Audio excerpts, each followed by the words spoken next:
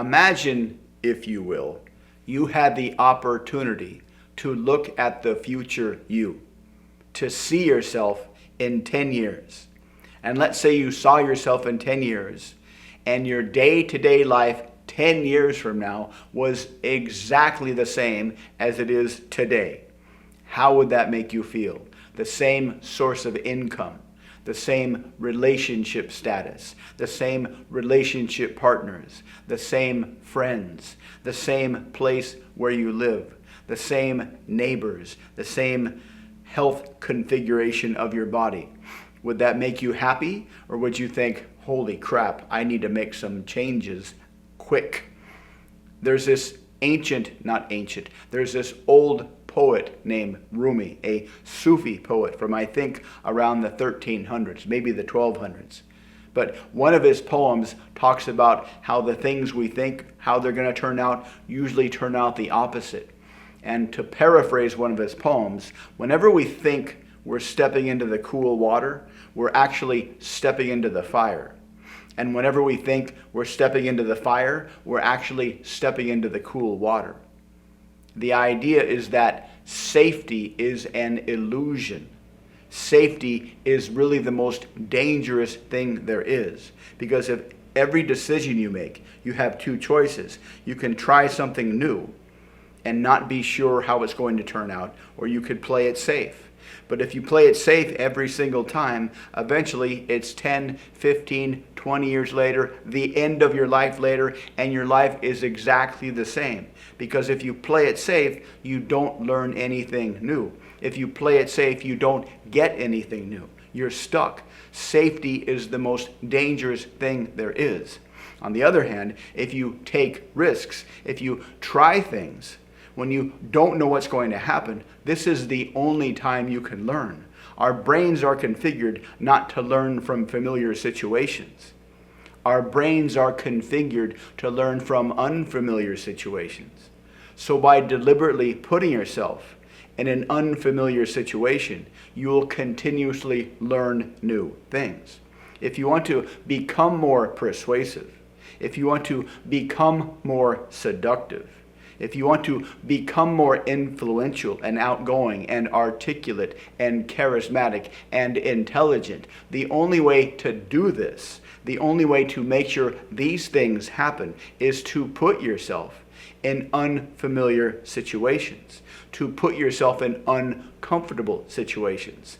This is the thing that most people will ignore with all their brain power, all their super genius, hamster spinning, ninja cope brain power, is to ignore the necessary thing that they need to do to continuously improve. And that is to put yourself in a situation, to put yourself in a conversational situation where you don't know what's going to happen next. This is terrifying. This is why so many people spend their entire lives on the sideline reading books, trying to figure out what they're going to say, so just in case something unexpected comes up, they'll already have a pre-planned response for what that thing is. But unless you're in a situation where you don't know what's going to happen next, that's the only way you're going to learn something. So if you want to become incredibly persuasive, so if you want to become incredibly seductive, you must be willing to put yourself in a situation where you don't know what's going to happen. You must experience a small level of discomfort.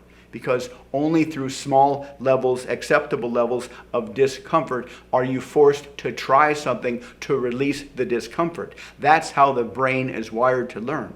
We go into an uncomfortable situation and we're forced to think outside the box to figure out what to do to return to comfort. But if you only stay in comfortable situations, you'll never need to do anything because you're already in a comfortable situation, which is the most dangerous thing you can do because your brain will stagnate.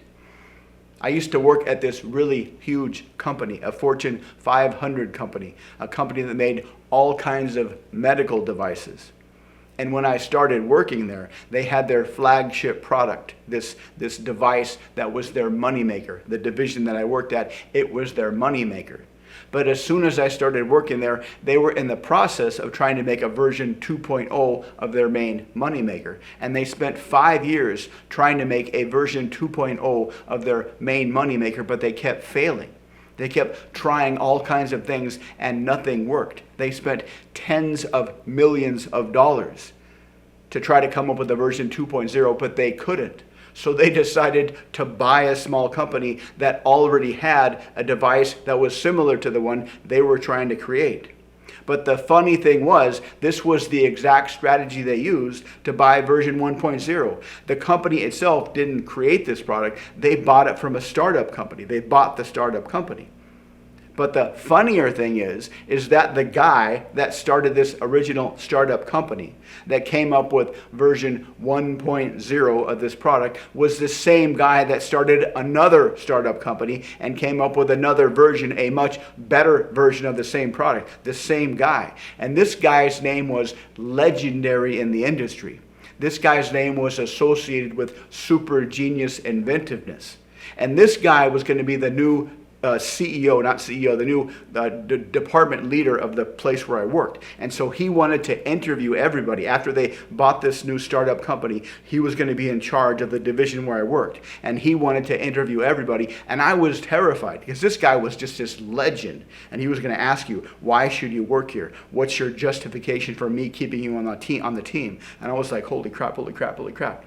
But within like 1 minute of talking to him, I was very, very relieved because this guy was nothing like I had made him out in my mind. He was a genius. He was a super genius, but he was very, very friendly, very, very relatable, and he sounded like a New Jersey gangster.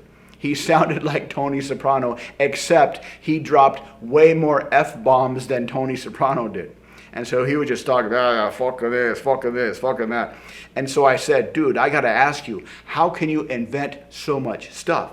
And he said, that's easy. My motto is shoot first, aim later. Because if you try to play it safe, if you think you're going to play it safe, you'll never invent anything. He said, I try everything possible. There's nothing off the table. When I'm having a brainstorming session with my crew, with my people, there is nothing that's not allowed to try. We try anything. Some of it fails miserably, but some of it actually works pretty well. And that's the only way you can create new things, is by trying everything.